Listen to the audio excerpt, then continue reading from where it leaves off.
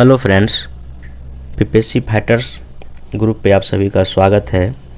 आज मैं भारत का भूगोल इंडियन ज्योग्राफी का वीडियो बना रहा हूँ। इस वीडियो में जितने भी इम्पोर्टेंट क्वेश्चन हैं पीपीएससी पीटी को ध्यान में रखते हुए हम इसमें डिस्कस करेंगे।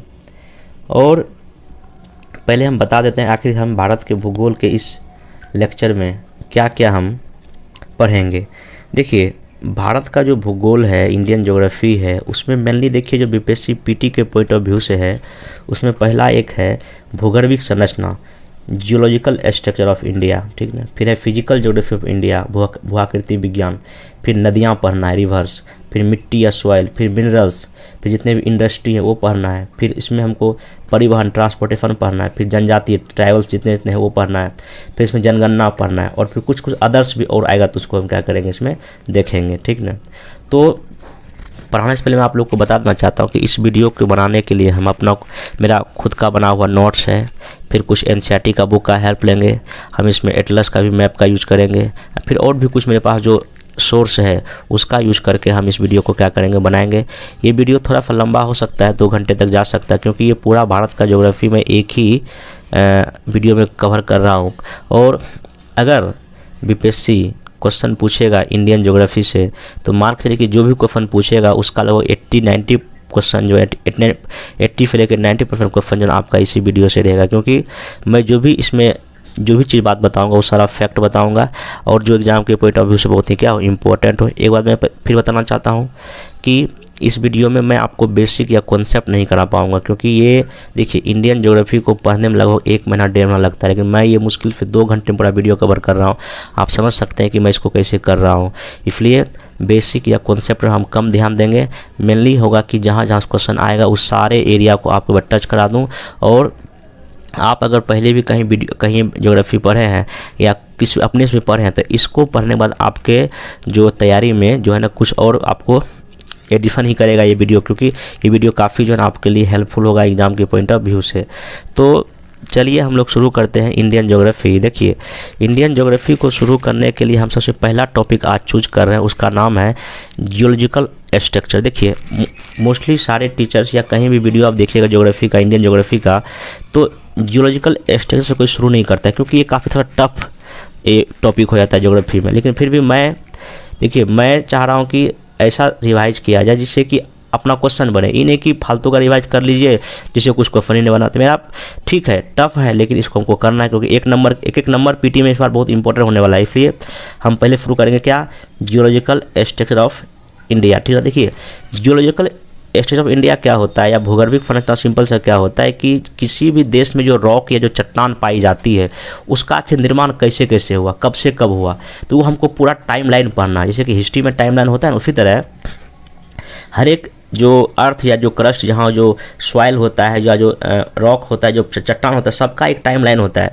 तो वही समझिए कि टाइमलाइन हम लोग पढ़ते हैं। अगर इस टाइमलाइन को हम जान लेंगे तो हमको ये जानने में मदद होगा कि कहाँ पे आयरन है, कहाँ पे कोल है, कहाँ पे पेट्रोलियम है, कहाँ पे गोल्ड है, कहाँ सिल्वर हमको अर्थ के नीचे क्रस्ट पे मिलेगा। ये हम इजीली क्या कर सकते हैं, पता कर सकते हैं। इसलिए हमको जियोलॉजिकल स्ट्रक्चर ऑफ इंडिया पढ़ना बहुत ही क्या है जरूरी। और यहाँ से पीटी में एक क्वेश्चन, कभी कभी 2 क्वेश्चन में आपका क्या कर देता है, पूछ देता है। तो हम लोग यहाँ देखिए पहला क्या पढ़ेंगे, इसमें आर्कियन पढ़ेंगे, धारवाड़ पढ़ेंगे, कुरप्पा पढ़ेंगे, विंध्यन पढ़ेंगे, गोंडवाना पढ़ेंगे, डक्कन ट्रैप पढ़ेंगे, फिर टर्सरी युग पढ़ेंगे और अंतिम में आपका क्या पढ़ेंगे, क्वाटरनरी युग पढ़ेंगे। तो ये ध्यान रखिएगा। तो आइए सबसे पहले हम आपको जियोलॉजिकल स्केल एक बार बता दूं, क्योंकि वहाँ से भी क्वेश्चन 1-2 आता है। क्योंकि देखिए जियोलॉजिकल स्केल समझना इतना आसान नहीं, उसका टफ टॉपिक है, लेकिन फिर भी आप इस वीडियो को जब मैं बताऊँ उसको रोक के उसको माइंड में सेट कीजिएगा और 1-2-3 बार देख लीजिएगा इस वीडियो को, मतलब इस खास करके इस स्केल को, तो आपको चीज़ें क्या हो जाएगी, याद हो जाएगा। चलिए पहले आते हैं हम पहले आपको जियोलॉजिकल स्ट्रक्चर जो स्केल है वो बता देता हूँ मैं अभी। देखिए, आपको दिख रहा होगा ये जो है ना, जो जियोलॉजिकल स्ट्रक्चर का जो स्केल है वो आपको सामने दिख रहा होगा। देखिए, जिस तरह से हम लोग जब टाइम को मेजर करते हैं, टाइम को मापने के लिए जैसे कि एक तो होता है घंटा, आवर होता है, फिर उससे छोटी क्या होता है, मिनट होता है, फिर मिनट का होता है सेकंड होता है। उसी तरह समझिए कि जियोलॉजिकल टाइम स्केल को मापने के लिए सबसे बड़ा एक है क्रोन। क्या है, क्रोन। उसके बाद क्या आता है, एरा या कल्प, फिर क्या आता है, इपोक या युग, फिर क्या आता है, शक या पीरियड।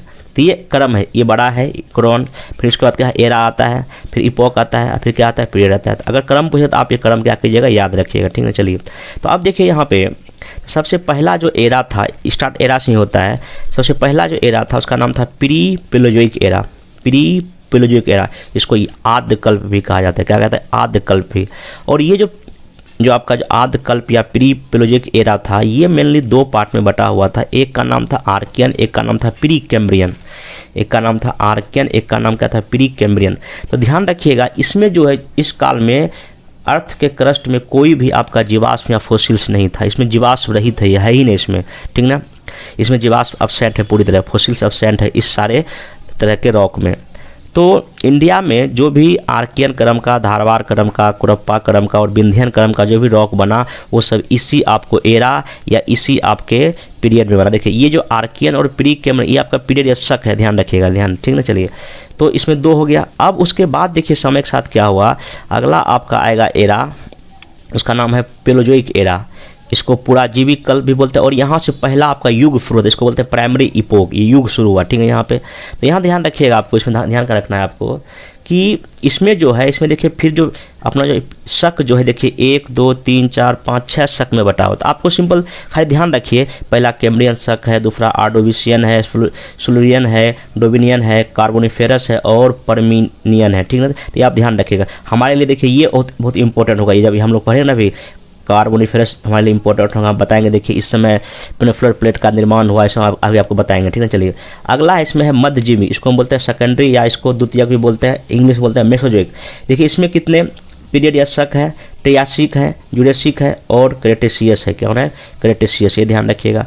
फिर चौथा जो अंतिम आपका है, उसका नाम है आपका नवजीवी, चौथा नवजीवी, इसको हम लोग क्या बोलते हैं? फेनोजोइक, या इसको तृतीयक युग भी बोलते हैं, या इसको टर्फरी भी बोलते हैं। इसमें कौन कौन, देखिए पेलियोसोनिक, इयोसोनिक, ओलियोगोसिन, मायोसिन, प्लायोसिन। और देखिए अभी हम बताएंगे, देखिए इसी समय जो ये जो ओलियोसिन, मायोसिन, प्लायोफिन है, यहीं पर आपका हिमालय का क्या होगा? निर्माण होगा, हम बताएंगे, पढ़ेंगे, ठीक है। और अंतिम आपका है, देखिए सबसे नया वाला है, इसको बोलते हैं नियोजिक, नूतन कल्प है। ये चतुर्थ वर्ग है या क्वाटनरी है, ठीक है ना। इसमें प्लिस्टोसिन है और कौन सा? हेलोसिन है। देखिए ये टॉपिक भले ही टफ है, लेकिन आप इसको एक बार जब 2 बार वीडियो देख लीजिएगा ना, आपको ये टफ नहीं लगेगा, बहुत आसान है। हाँ, शुरुआती तो पहली बार पढ़ने में लगता है टफ है, लेकिन एक बार 2 बार जब देखे तो आपको याद हो जाएगा। और यहाँ से क्वेश्चन आपका पूछेगा कि किस काल में किस चीज़ का निर्माण हुआ है। और ये जो आपका जो चतुर्थ काल है, यहाँ ही हमारे देश में जितना भी उत्तरी मैदान का निर्माण इसी काल में हुआ, मतलब कि इस दोनों काल में, ठीक है। और ये जो तीनों काल दिखाया आपको, ओलियोसिन, मायोसिन, प्लायोफिन, यहाँ आपका हिमालय का क्या हुआ? निर्माण।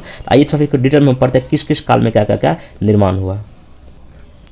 देखिए जब प्री कैम्ब्रियन पीरियड था, शक था, उस समय कोई भी जीवाश्म नहीं था। तो यहाँ देखिए क्या क्या बना, आर्कियन बना, सबसे प्राचीनतम चट्टान बना क्या है? आर्कियन है। फिर धारवाड़ क्रम का चट्टान, ये कर्नाटक में है। फिर कुरप्पा, ये कहाँ? आंध्र प्रदेश के नाम पर रखा गया है, आंध्र प्रदेश में है, ठीक ना। और अंतिम कौन सा है? विंध्यन, ठीक ना। तो अब यहाँ देखिए ये जो आर्कियन क्रम की जो चट्टानें हैं, इसमें क्या है? यहाँ पे इस इलाके में, साउथ इंडिया में, ठीक ना। फिर देखिए धारवाड़ क्रम का जो एरिया, ये देखिए जहाँ मैप देखा, इसमें आपका धारवाड़ क्रम का है, ठीक ना। फिर कुरप्पा यहाँ देखिए आंध्र प्रदेश के इलाके में, और ये विंध्यन जो है ना आपका राजस्थान के इलाके में। आइए तो इसको हम डिटेल्स तो हम पढ़ते हैं। देखिए मेरा नोट्स काफ़ी डिटेल है, मैं मेन पॉइंट जो एग्जाम के पॉइंट ऑफ व्यू से, पीटी के पॉइंट ऑफ व्यू से इंपॉर्टेंट, मैं उसी को डिस्कस करूंगा। देखिए पहला आर्कियन क्रम की चट्टान है। देखिए इसमें क्या है, ये सबसे पहले हमारे पेनिनसुलर भारत में, प्रायद्वीपीय भारत में सबसे पहले यही जो गर्म जो मैग्मा था, जब वो ठंडा हुआ ज्वालामुखी प्रक्रिया से, वो आग्नेय चट्टान बना। मतलब ज्वालामुखी प्रक्रिया जब हुआ तो वो कौन सा चट्टान बना? इग्नियस रॉक बना या आग्नेय चट्टान बना। और इसके जो बदलने से चट्टान से आर्कियन फॉर्मेशन क्या हुआ है? विकास। मतलब कि सिंपल सी बात है, जब पहली बार जब चीज़ें गर्म थी शुरुआती दौर में, तो वो ठंडा हुआ, और ठंडा होने से ही जो आपका ये आर्कियन चट्टान का क्या हुआ है? बना हुआ है। और इसमें मेनली क्या है? ग्रेनाइट और नीस है। मतलब पूछेगा कि आर्कियन चट्टान में क्या है? ग्रेनाइट और नीस हमको ना बहुत अधिक मात्रा में क्या होता है? प्राप्त होता है, ठीक, ध्यान रखिएगा।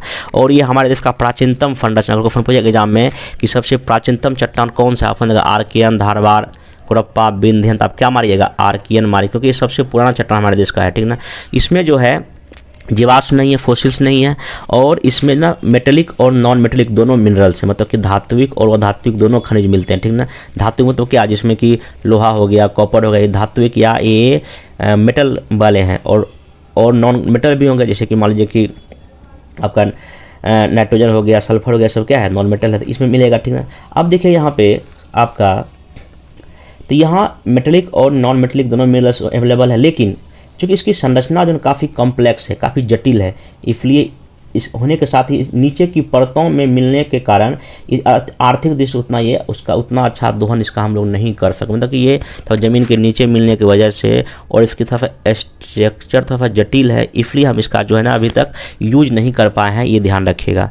तो ये जो है ना प्रायद्वीपीय पठार के नीचे की परतों में आर्कियन संरचना मिलता है, जो अरावली पर्वत, बुंदेलखंड पठार, नीलगिरी पर्वत ऐसे सतह पर भी क्या होते हैं हमको दिखाई पड़ते हैं। और ध्यान रखिएगा सबसे बड़ी बात क्या है, आर्कियन चट्टान से निर्मित संरचना में ग्रेनाइट और नीस, ये जी और एन क्या है, ग्रेनाइट और नीस चट्टान में भौतिक और रासायनिक अपक्षय वेदरिंग के द्वारा लाल मृदा का भी क्या हुआ यहाँ विकास हुआ है। तो ये आपका आर्कियन क्रम की चट्टान सबसे प्रथम क्रम की चट्टान है, ये आप ध्यान रखिएगा, रॉक है। अगला आएगा इसके बाद धारवाड़ क्या आएगा, देखिए इसमें क्या जानना है। देखिए आर्कियन स्ट्रक्चर में संरचना में जब फिजिकल और केमिकल परिवर्तन के द्वारा प्राप्त अपसादों के जो निक्षेप हुआ, उसी से धारवाड़ संरचना क्या हुआ आपका विकास हुआ है। तो धारवाड़ क्रम की जो चट्टानें कैसे बना है, ये आर्कियन के ही टूटने फूटने से बना है, और ध्यान रखिएगा, ठीक ना। और यहाँ जो है इसमें भी आपका जो है ना जीवाश्म नहीं, क्योंकि जब आर्कियन में ही फोसिल्स या जीवाश्म नहीं है, इसमें भी नहीं होगा। जीवाश्म तो क्या पेड़ पौधे पशु पक्षी नीचे इसमें नहीं मिले हैं, ठीक ना, उनके अवशेष नहीं मिले हैं, ठीक। तो लेकिन यहाँ भी आपको मेटेलिक और नॉन मेटेलिक जो है ना मिनरल्स या खनिज आपको क्या होंगे यहाँ मिलेंगे। और यहाँ मतलब कि मेटेलिक और नॉन मेटेलिक की दृष्टि से इस यहाँ ना काफ़ी अच्छा भंडार है, मतलब इस इलाके में, कहाँ, धारवाड़ में, ठीक ना, ये बात ध्यान रखिएगा। ठीक, नेक्स्ट इसमें आपको देखिए क्या पढ़ना है कि इसका जो सर्वाधिक जो विस्तार है आपका वो कहाँ हुआ है, कर्नाटक के धारवाड़ क्षेत्र में हुआ है। इसके अलावा ये छोटानागपुर पठार में भी, आप अरावली पर्वत में भी, शिलोंग रेंज मेघालय में भी इस संरचना का विकास हुआ। और इसमें धारवाड़ में देखिए, धारवाड़ हमारे देश के लिए बहुत इंपॉर्टेंट इसलिए क्योंकि यहीं भी लोहा, सोना, मैग्नीज, अभ्रक, कोबाल्ट, क्रोमियम, तांबा जो भी मिनरल्स है, मेटेलिक हो नॉन मेटेलिक हो, आपको इसी रेंज से हम लोग क्या करते हैं निकाल। क्वेश्चन पूछेगा कि भारत का जो है ना मेटेलिक दृष्टि से कौन सा जो है ना क्रम की चट्टान बहुत इंपॉर्टेंट है, वो धारवाड़ हो गया। इसके बाद आया कुरप्पा। देखिए धारवाड़ संरचना के बाद अपसादों के निक्षेप से कुरप्पा संरचना का क्या हुआ डेवलपमेंट, मतलब कि धारवाड़ में टूटा फूटा तो क्या बन गया, कुरप्पा बना। और यहाँ चूना पत्थर का बहुत भंडार है, ध्यान रखिए, कौन पता चूना पत्थर का काफ़ी यहाँ क्या है भंडार है, ध्यान रखिएगा। और ये जो है ना ये इसका विस्तार आंध्र प्रदेश के कुरप्पा क्षेत्र में, इसके अलावा ये अरावली, छोटा नागपुर पठार में भी इसका पाया जाता है। अगला है विंध्यन, ये भी इंपॉर्टेंट, देखिए विंध्यन जो है कुरप्पा संरचना के विकास के बाद इसका विंध्यन का विकास हुआ, ध्यान रखिएगा। और यहाँ जीवाश्म है, ये ध्यान रखिए, ठीक ना। और यहाँ जो है ना अपसादी चट्टान मिलेगा, ठीक ना। और यहाँ जो है ना लाल बालू का जो है ना पत्थर और चूना पत्थर का भंडार है, ध्यान रखिए। पूछेगा विंध्यन जो चट्टान है वो किसके लिए फेमस है, ये लाल बालू और चूना पत्थर के लिए क्या है फेमस है। इसका जो है ना सर्वाधिक जो है ना विकास जो है ना विंध्यन पर्वतीय क्षेत्र में है, जहाँ विंध्यन आपको दिख रहा होगा, वहाँ राजस्थान के आसपास, ठीक ना, वहाँ पे है। यहाँ मेटेलिक मिनरल्स संसाधनों का अभाव, यहाँ धातु नहीं मिलता है, ध्यान रखें, धातु कम मिलता है, लेकिन भवन निर्माण के पदार्थों के भंडार की दृष्टि से इसका आर्थिक महत्व ज़्यादा है, मतलब कि यहाँ बालुआ पत्थर बहुत ज़्यादा है। और इसमें चूँकि चूना पत्थर भी मिलता है, इसलिए इस इलाके में जो है ना जहाँ जहाँ ये क्रम की चट्टान है वहाँ सीमेंट के उद्योग का क्या हुआ है विकास हुआ। देखिए एक चीज़ ध्यान रखिएगा, किसी भी उद्योग या इंडस्ट्री को लगने के लिए सबसे पहले कच्चा माल चाहिए, रॉ मटेरियल चाहिए। और जहाँ कोई भी रॉ मटेरियल इजीली अवेलेबल होगा वो इंडस्ट्री या उद्योग वहीं लग जाएगा।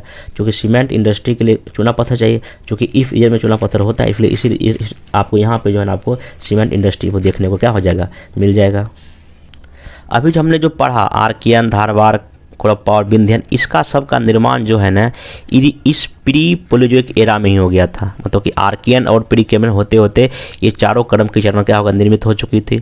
अब देखिए आगे इंडिया में क्या होगा कि ध्यान रखिएगा कि अगला जब ये जो पेलोजोइक आएगा तो यहाँ क्या होगा कि कैम्ब्रियन और डोविनियन तक का जो समय प्रायद्वीपीय भारत में संरचनात्मक विकास की दृष्टि से महत्वपूर्ण नहीं है। मतलब कि आप सिंपल समझिए कि यहाँ से लेके, ठीक ना, यहाँ से लेके आपका जो है ना ये पर्मियन तक यहाँ कोई विशेष डेवलपमेंट आपको देखने को यहाँ नहीं मिलता है।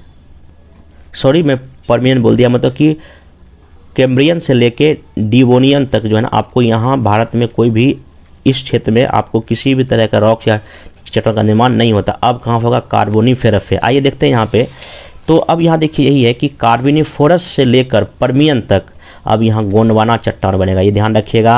यहाँ देखिए फिर मैं बोल रहा हूँ, एक एग्जाम में पूछेगा, देखिए यहाँ इसके बाद जो है आपका कार्बोनिफेरस से लेके अब यहाँ जो गोंडवाना जो रॉक है, चट्टान है, उसका यहाँ से क्या होगा, क्वेश्चन पूछा भी कई एग्जाम में कि गोंडवाना क्रम की चट्टान का निर्माण कब हुआ है, किस समय शुरू हुआ है। इसका नाम क्या है, कार्बोनिफेरस शक या पीरियड में शुरू हुआ। ये बात आप ध्यान में रखिए। देखिए ये सब पीरियड या शक है। देखिए ये मैं यहाँ लिखा ना, शक या पीरियड, ये इधर जो क्रम का है सब ये शक है। तो इसका मतलब क्या है, गोंडवाना रॉक का निर्माण कब हुआ, कार्बोनिफेरस में। ये आप याद रखिए, क्वेश्चन एग्जाम में पूछेगा ही पूछेगा, ठीक ना। तो ये देखिए लिखा हुआ है कि कार्बोनिफेरस से लेकर परमियन तक, कहाँ तक, परमियन तक जो है ना गोंडवाना रॉक का जो क्या हुआ ये बना। और इसी में आपको जो है ना बिटुमिनस कोयला क्या होता है, मिलता है। ये बात ध्यान, यहाँ लिखा हुआ यहाँ पे कार्बोनिफेरस से परमियन युग के मध्य भूसंचलन के द्वारा स्ट्रक्चरल बेसिन का निर्माण हुआ, जिसका संबंध दामोदर महानदी, गोदावरी, नर्मदा, सोन आदि घाटी से है।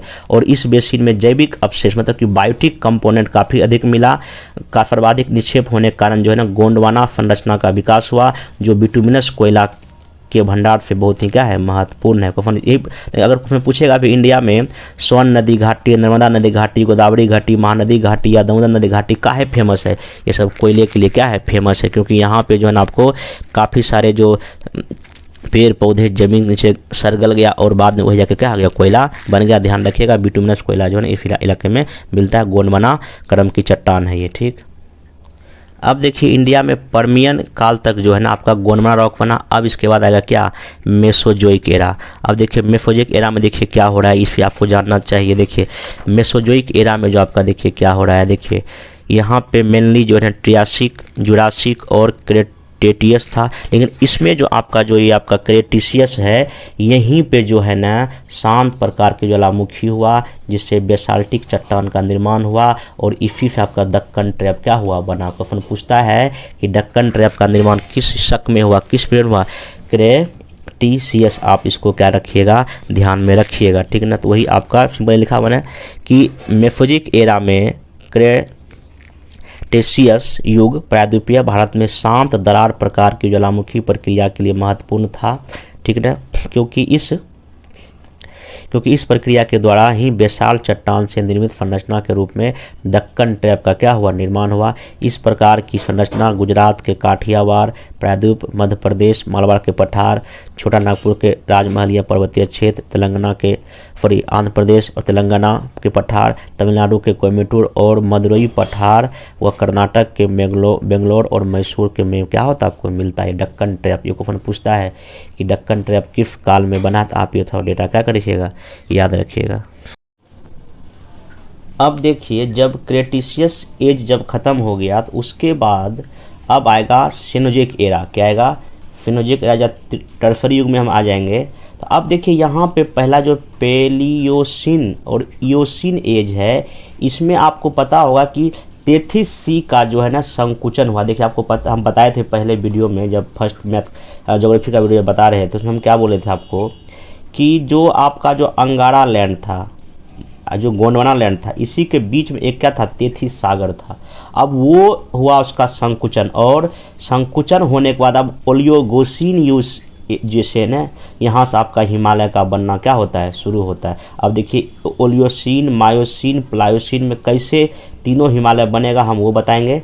चलिए देखिए यहाँ पे दिख रहा होगा आपका वही सेनोजोइक, मतलब ये तृतीय युग की बात हो रहा है। यहाँ देखिए टर्सरी में देखिए क्या हो रहा है, हिमालय पर्वत क्या हो रहा है, बन रहा है। और जब नियोजिक, जब अंतिम जब हम लोग युग में आएंगे तो वहाँ आपका नियोजिक में आपका क्वाटनरी मतलब चतुर्थ युग में आपका हेलोसिन आएगा, तब वहाँ आपका उत्तरी मैदान का क्या होगा, निर्माण होगा। तो अब देखिए यहाँ पे हम लोग पढ़ लेते हैं। देखिए कि जो आपका जो यहाँ देखिए ये जो आपका दिख रहा होगा यहाँ पे कि पेलियोसिन से लेकर इयोसिन तक, देखिए लिखा है यहाँ पे पेलियोसिन से लेकर इयोसिन तक तेथिस सी का संकुचन हुआ। मतलब जब दोनों प्लेट एक दूसरे के नज़दीक आया तो दोनों का क्या हुआ, संकुचन हुआ। उसके बाद देखिए जब इयोसिन जब अंत हुआ तो यहीं पे ITSZ, ठीक ना, ITSZ का जो है ना क्या हुआ, निर्माण हुआ। ये क्या है, इंडस सांगपो सचर जोन का क्या हुआ, निर्माण। में दिखाऊंगा अभी, निर्माण हुआ। उसके बाद जब ओलियोसिन आया तो अब यहाँ पे ग्रेट हिमालय का क्या हुआ, उत्पत्ति हुआ। महान हिमालय का क्या हुआ, उत्पत्ति हुआ। और उसके बाद यहाँ MCT बना, क्या बना, MCT मैन सेंट्रल थ्रस्ट आपका निर्माण हुआ, ठीक ना। उसके बाद जब मियोसीन आया अगला, तो तब यहाँ पे मिडिल हिमालय या लघु हिमालय की उत्पत्ति बना, और अंत में जो है ना मेन बाउंड्री फॉल्ट का क्या हुआ, निर्माण हुआ। और उसके बाद अंतिम में जब प्लायोसीन आया तो आपका शिवालिक पर्वत बना, उत्पत्ति हुआ, और अंत में जो है ना हिमालयन फ्रंट फॉल्ट का क्या हुआ, निर्माण हुआ। तो आप देख सकते हैं कैसे कैसे चीज़ों का क्या हो रहा है, निर्माण हो रहा है। आप देखिए यहीं पे मैं लिख दिया हूँ, देखिए ये देखिए, ये जो आपका जो है, ये जो यहाँ देखिए ITSZ है, यहाँ MTC है, MCT है, और यहाँ क्या है MBF है, और यहाँ HFF। हम इसको डिटेल में पढ़ेंगे। तो इस तरह से आपका देखिए कि प्लायोसीन आते आते आपका शिवालिक का क्या हो गया, निर्माण हो गया। और अंतिम जो आपका जो है, ये खाली सीख यहीं पे देख लीजिए, और अंतिम जब एज था उसका नाम क्या था, ये नियोजिक नूतन कल्प, इसको चतुर्थ युग या क्वाटनरी बोलते हैं। यहाँ पे आपका उत्तरी मैदान का क्या होता है, निर्माण। उसमें भी प्लीटोसीन में मेनली बांगर का जो मैदान है उसका निर्माण हुआ, और हेलोसीन में जो आपका यहाँ पे खादर मैदान का क्या होता है, निर्माण होता है। ओवरऑल इस पूरे में आपका जलोढ़ मृदा का देखो, क्योंकि जलोढ़ मृदा वही दो पार्ट में है, एक बांगर जहाँ हर एक साल बाढ़ नहीं आती है, एक खादर जहाँ हर एक साल बाढ़ आती है। तो आप ध्यान रखिएगा, अंतिम अभी हम लोग किस में जी रहे हैं, हेलोसीन में जी रहे हैं, मतलब कि चतुर्थ युग में जी रहे हैं, क्वाटनरी में जी रहे हैं, और नियोजिक अगर एरा में देखिए, एरा पूछेगा तो नियोजिक एरा में जी रहे हैं या नूतन कल्प में जी रहे हैं। युग कौन सा हो गया, चतुर्थ युग हो गया। और शक या पीरियड कौन सा हो गया, हेलोसीन हो गया। अभी हम लोग वर्तमान के जो है हेलोसीन में हैं, ठीक है। अब ध्यान रखिएगा, फिर से मैं बोल देता हूँ, अगर आपको शक या पीरियड की बात, पहले आर्कियन और प्रीकैम्बियन, इसी काल में आर्कियन, धारवाड़, कुरप्पा और विंध्यन चट्टान बन गई। फिर जब ये पेलोजेइक या पुराजीवी आया तो यहाँ पे आपका मेनली जो है ना, यहाँ कार्बोनिफेरस और पर्मिनियन, यहाँ पे आपका जो है गोंडवाना बना था, बता दिया था। फिर उसके बाद जो है ना, फिर हम सीधे यहाँ आ गए थे, आपका ये हिमालय का यहाँ पे पूरा निर्माण हुआ, और अंतिम आपका यहाँ पे क्या हुआ, ये उत्तरी मैदान का आपका क्या हुआ, निर्माण हुआ। तो आप इसको ध्यान में रखिएगा, कैसे कैसे क्रम क्या क्या चीज़ें हो रहा है, मैं आपको डिटेल में बता दिया। और यहाँ एक दो क्वेश्चन जो है ना एग्जाम में हर एक साल पूछता है, क्योंकि काफ़ी कॉम्प्लिकेटेड टॉपिक, इसलिए मैं इसको थोड़ा सा टेबल बना के, डेटा डायग्राम बना के आपको समझाने का मैं क्या किया हूँ, कोशिश किया हूँ। जियोलॉजिकल स्ट्रक्चर ऑफ इंडिया को देखने के बाद अब हम लोग पढ़ेंगे फिजियोग्राफी ऑफ इंडिया, मतलब कि भूआकृति प्रदेश। इसमें हम लोग क्या पढ़ेंगे, पहले जो पर्वतमाला जो उत्तर में है, माउंटेन, वो पढ़ेंगे। इसमें भी ट्रांस माउंटेन है, हिमालय, और जो पूर्वांचल में जो पहाड़ी इलाका वो देखेंगे। फिर हम पढ़ेंगे प्रेफर प्लेट, प्रायद्वीपीय पठार, जिसमें पठारी भाग देखेंगे और पहाड़ी भाग देखेंगे। फिर हम मैदान देखेंगे, फिर द्वीप देखेंगे, और अंतिम में हम तटीय मैदान को क्या करेंगे, देखेंगे। तो आइए हम लोग इसको देखते हैं, फिजिकल ज्योग्राफी ऑफ इंडिया। देखिए यहाँ पे हमको क्या करना है, सबसे पहली बात देखिए, आपको अभी जस्ट हम बताए कि देखिए स्टार्टिंग आपका हम कर रहे हैं कहाँ से, कि उत्तरी भारत के पर्वतीय क्षेत्र से। देखिए उत्तर में जो भारत का जो पर्वतीय क्षेत्र है उससे हम शुरू कर रहे हैं। आप फिर मेरा डायग्राम को देखेंगे और यही से आपके सारे क्वेश्चन जो है सॉल्व होंगे। चलिए देखिए, पहला देखिए, सबसे नॉर्थ में क्या है अपना, ट्रांस हिमालय है। फिर क्या है, ग्रेट हिमालय, बृहद हिमालय है। फिर लघु या मिडिल हिमालय है, शिवालिक है। उसके बाद क्या है, उत्तरी मध्य। अगर मान लीजिए कि आप अगर नॉर्थ से कहाँ आइएगा, साउथ की ओर आइएगा, तो ट्रांस हिमालय पहले दिखेगा, फिर बृहद, फिर लघु, फिर शिवालिक, फिर कौन सा दिखेगा आपका, नॉर्दर्न हिमालय दिखेगा। अब देखिए ट्रांस हिमालय और ग्रेट हिमालय, बृहद हिमालय के बीच जो है आपका ITFZ है, इसी को बोलते हैं इंडस सांगपो फचर जोन, ये एग्जाम में पूछ चुका है। फिर देखिए ग्रेट हिमालय और मिडिल हिमालय, लघु हिमालय, मध्य हिमालय के बीच में जो है ना MCT है, मैन सेंट्रल ट्रस्ट है, ठीक ना, ध्यान रखिएगा। और यहीं पे जो है इसी के बीच में कश्मीर की क्या है, घाटी भी है, ध्यान रखिएगा। फिर देखिए लघु मतलब कि मध्य और शिवालिक के बीच में क्या है, मैन बाउंड्री फॉल्ट है, MBF है, यहीं पर आपको दून का घाटी मिलता है, ठीक ना, सब एग्जाम में पूछ चुका है। और शिवालिक और उत्तरी मैदान के बीच में क्या है, HFF मतलब हिमालय फ्रंट फॉल्ट है। ये आप एग्जाम में पूछ सकता है। आप ध्यान रखिए क्रम, पहले ये है, फिर ये है, फिर ये है, फिर देखिए मैं जितना भी बोलूँगा सब एग्जाम के पॉइंट ऑफ व्यू से इंपॉर्टेंट है। कुछ भी पूछ सकता है, हमको नहीं पता, अब कुछ भी पूछ सकता है, इसलिए आपको ध्यान रखिए, एक एक बात को आप ध्यान रखिएगा, ठीक है। देखिए फिर मैं बता दिया, देखिए ट्रांस हिमालय के भी नॉर्थ में आपको क्या है, तिब्बत का पठार है। फिर ट्रांस हिमालय है, ITFZ है, ग्रेट हिमालय है, MCT है। फिर देखिए आपका जो है ना ये सॉरी, ये आपका जो है ना मिडिल हिमालय है, गलती हो गया, ठीक ना। अब फिर आपका यहाँ देखिए शिवालिक है, तो आपका क्या है HFF है। और अंतिम आपका क्या, यहीं नीचे जब आइएगा यहीं आपको जो है भावर का प्रदेश मिलेगा, फिर तराई का प्रदेश मिलेगा, और अंतिम जाकर आपको खादर का क्या मिलेगा, मैदान में। ये पूरा उत्तरी मैदान हो गया। ऐसे आप क्रम में ऐसे पढ़ाई होता है।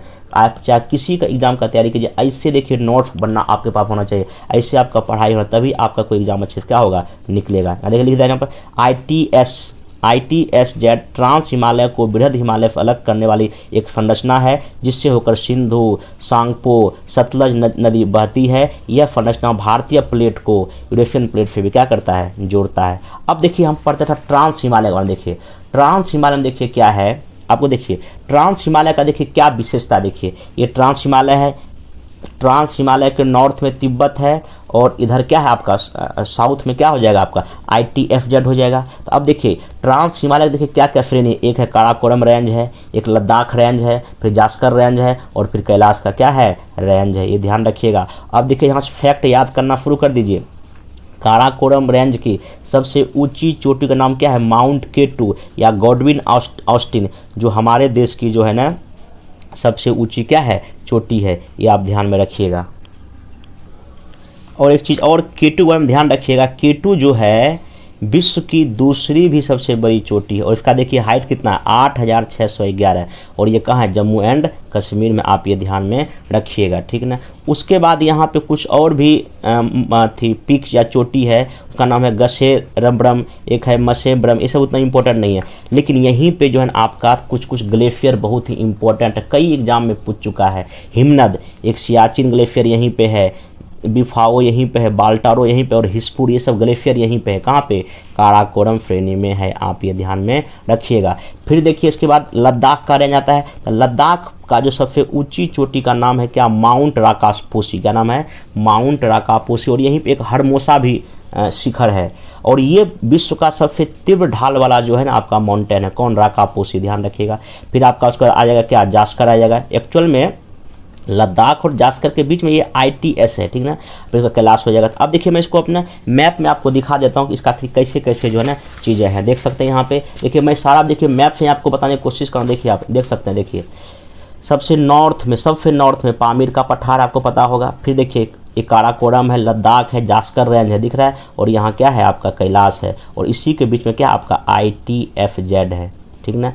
ये हो गया। अब देखिए जैसे आप जास्कर को पार करेंगे तो आप आ जाएंगे ग्रेट हिमालय में, महान हिमालय में। फिर देखिए बीच में MCT है, फिर आप देखिए मध्य हिमालय वाला है, और देखिए बीच में क्या है MBF है, और आपका अंतिम में क्या है, शिवालिक है। अब यहाँ देखिए हम अब आते हैं आप कहाँ, ग्रेट हिमालय को पढ़ रहे हैं। किसको पढ़ रहे हैं, ग्रेट हिमालय। देखिए ग्रेट हिमालय को जो है केंद्रीय हिमालय भी बोलते हैं, ध्यान रखिएगा।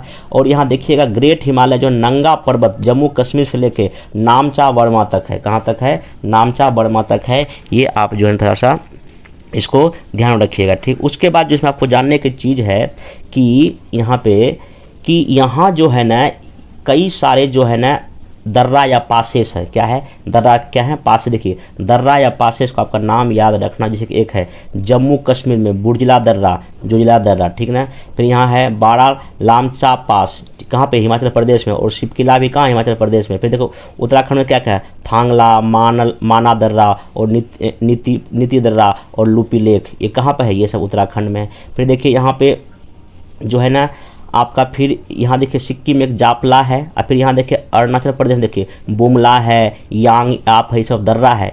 तो आप ये पासेस को ध्यान रखें। और देखिए पासेस को मैं बता देता हूँ, अभी इसको मैं और अच्छे से बता देता हूँ। देखिए यहाँ पे एक है काराकोरम पासेस या दर्रा, लद्दाख में स्थित रणनीतिक दृष्टिकोण से ये महत्वपूर्ण दर्रा है। कश्मीर को चीन से क्या करता है, जोड़ता है। बुर्जुल दर्रा ये श्रीनगर से गिलगित को जोड़ता है। जो जिला कहाँ है, श्रीनगर को लेह और लद्दाख से जोड़ता है, ये भी क्वेश्चन पूछ चुका है। फिर पंजाब दर्रा जम्मू कश्मीर में है। बनिहाल श्रीनगर को जम्मू कश्मीर जोड़ता है, इसे कश्मीर घाटी का द्वार भी कहते हैं। जवाहर सुरंग इसी पर स्थित है। बीपीएससी को क्वेश्चन पूछ चुका है कि बनिहाल दर्रा में ही जो है ना कौन सा सुरंग है, जवाहर सुरंग है। बारालाचा ये हिमाचल प्रदेश को लद्दाख से जोड़ता है। रोहतांग दर्रा हिमाचल प्रदेश में धौलाधर श्रेणी में है। शिपकिला दर्रा ये हिमाचल प्रदेश में है। सतलज नदी इसी दर्रे से भारत में क्या करती प्रवेश करती है। माना दर्रा यह उत्तराखंड में है। नीति दर्रा उत्तराखंड के स्थित दर्रा जो मानसरोवर यात्रा का मार्ग है, ध्यान रखें ये दर्रा नीति दर्रा। लूपी लेक दर्रा ये उत्तराखंड में है। नाथुला सिक्किम राज्य में स्थित दर्रा जो दार्जिलिंग चुम्बी घाटी और तिब्बत को क्या करता है जोड़ता है। फिर है जेलेला ये सिक्किम में है, ध्यान रखिएगा। उसका देखिए इसको किसको जोड़ रहा है ये जो है ना दार्जिलिंग के निकट ये कालिंगपोंग से हालसा को जोड़ता है, ठीक ना।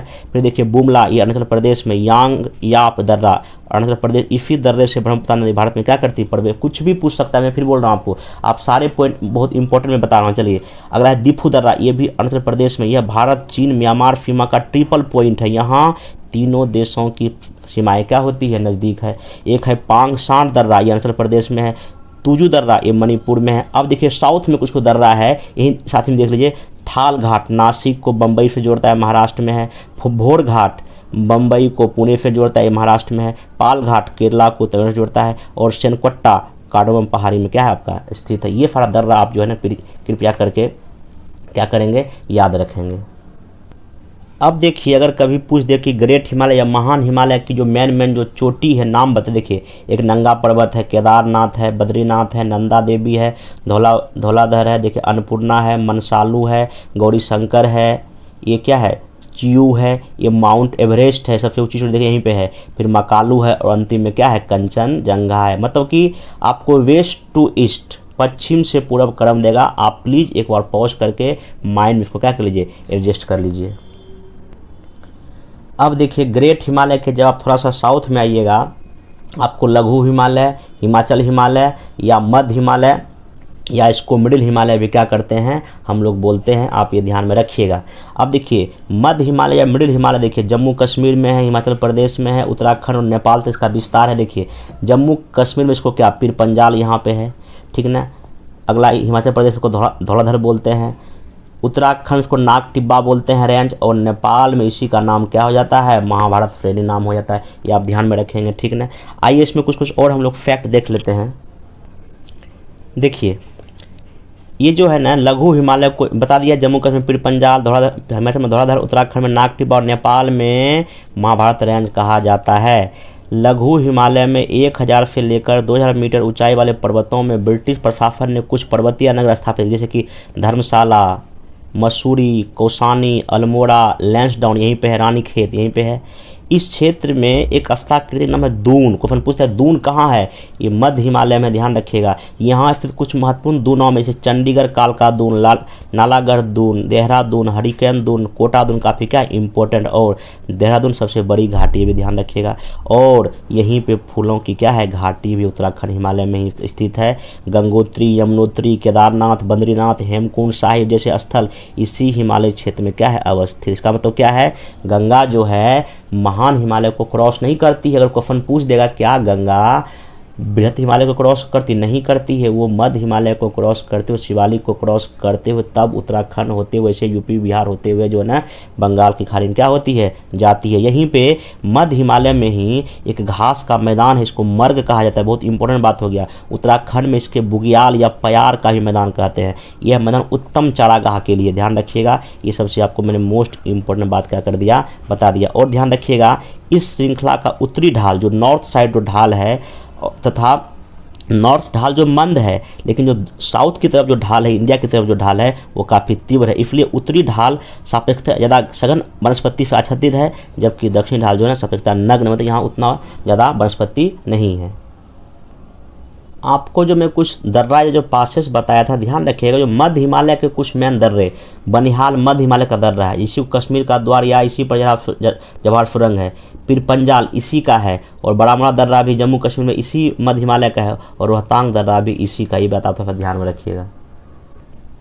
अब अंतिम जो है मध्य हिमालय के बाद शिवालिक आता है। ये जो है आपको पता है कि ये अवसाद निक्षेपण से बना है। शिवालिक पर्वत का विस्तार जो है ना विस्तार पश्चिम में पाकिस्तान के पोटवार बेसिन है, वहाँ से लेकर पूरब में असम के दिहांग गॉर्ज तक है जो है ना आपका मेन बाउंड्री फॉल्ट से इसे लघु हिमालय से, जबकि जो हिमालय फ्रंट फॉल्ट इसे भारत के उत्तरी मैदान से क्या करता है, अलग करता है। ये बात ध्यान रखिएगा।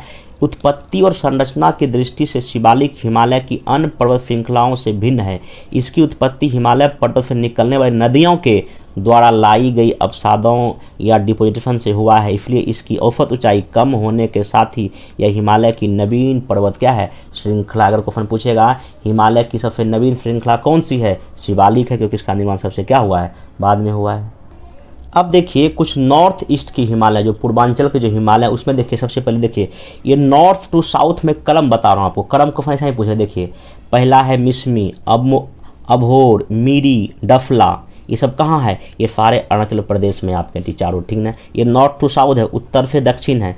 फिर पटकई बूम, ये अरुणाचल प्रदेश और नागालैंड दोनों में मिलता है, ठीक ना। फिर है नागा रेंज, ये नागालैंड में है, और इसी की सबसे ऊंची चोटी का नाम है माउंट फराबती, ध्यान रखिएगा।